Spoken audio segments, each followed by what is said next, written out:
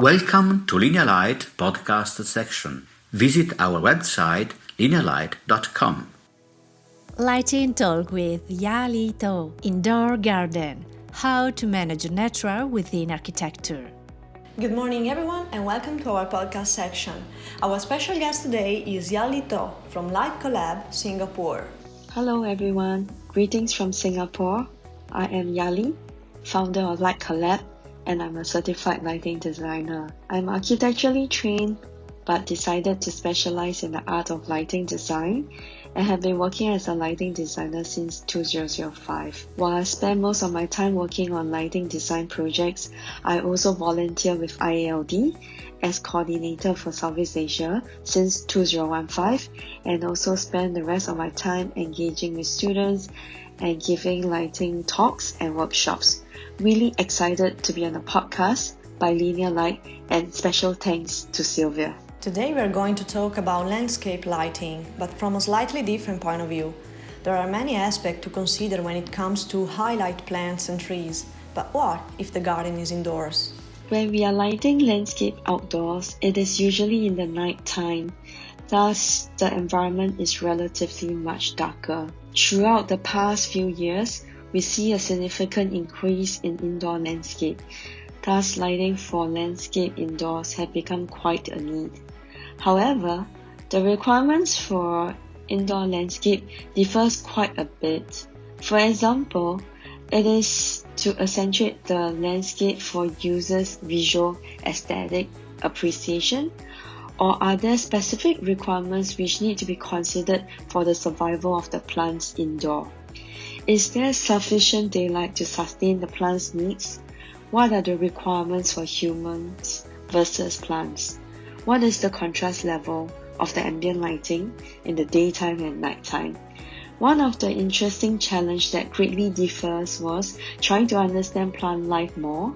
They become an important element in design, yet this important client is unable to use words to communicate its needs. In one of the projects where artificial lighting become an important requirement for plants' survival, trying to understand whether the plant's needs are met and reacting well, we have to observe week by week to see if it's reacting well to the lighting level. I feel also very responsible for its life and death, but I often reminded by the landscape architect that plants also need other conditions to survive, not just light. Bringing nature into architecture creates a very magical environment. How important is natural light, and how do we reproduce it or even replace it with artificial light? Natural light is magic. When we are researching the topic of light and how it aids photosynthetic process of plants, we were really amazed by the power of natural light. It's not easy to replicate the amazing qualities and spectrum of natural light, which is the perfect light source and is simply pure energy and magic. I am not exaggerating, but natural light is life. It is certainly not easy to produce it, as it has perfect color rendering. It is its own source of energy. It has a full spectrum, everything life needs. Artificial lighting has its challenges and differs from light source to source. However, for the application of grow light, it's not easy to have an efficient ppfd per watt, and also to have high color rendering, beautiful, and also coexist with people and double up as architectural lighting. Glare control is crucial when it comes to indoor lighting. How can we get rid of glare? Can we use, for instance, the tree's branches themselves as a glare protection? I guess it depends on whether we are discussing about disability or discomfort glare. Glare really depends on the viewing point of the person and also where the light is aiming towards. It is not possible to eliminate glare completely, but it can be minimized if well considered. Architectural lighting could be simpler, as there are many ways to light up the same object. There are options. However, if you are considering grow lights, it is important to consider if light is hitting on the surface of the leaves. Thus, often it has to be highlighting the top of the tree. If you're considering uplighting, and depending on where the view is, it could be difficult to eliminate glare completely. Of course, with accessories available, we could easily use some of those to assist. In one of our projects, the view of the garden can be viewed from almost 360 degrees, from the top, from the bottom. This posed to be a very big challenge. As for accent lighting, would you add color also to highlight some specific plants, or would you maintain the warm white light? A lot depends on the context and concept of what we would like to create. If the idea is to create an atmosphere of a romantic garden, warm light is often appealing.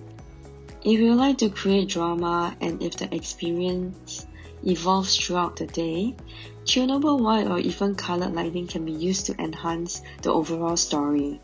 However, it is important to consider the overall balance of the colors and if they complement or contrast and how do they fit into the overall context and concept. Plants and trees have different shapes, so how can we emphasize them properly? When would you choose, for instance, an uplight and when a projector or a directional downlight?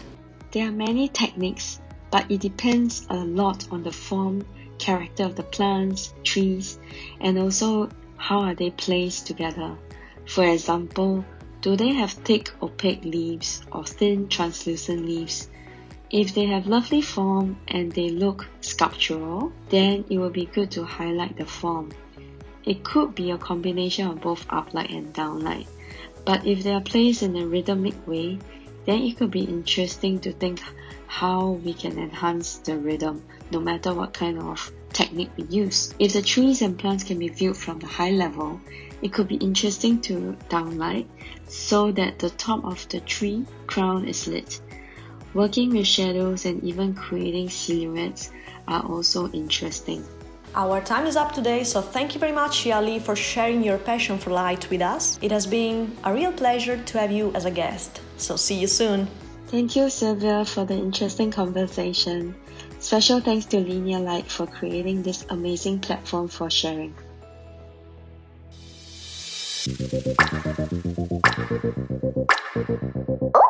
Thank you for joining us. Discover more on our website linealight.com.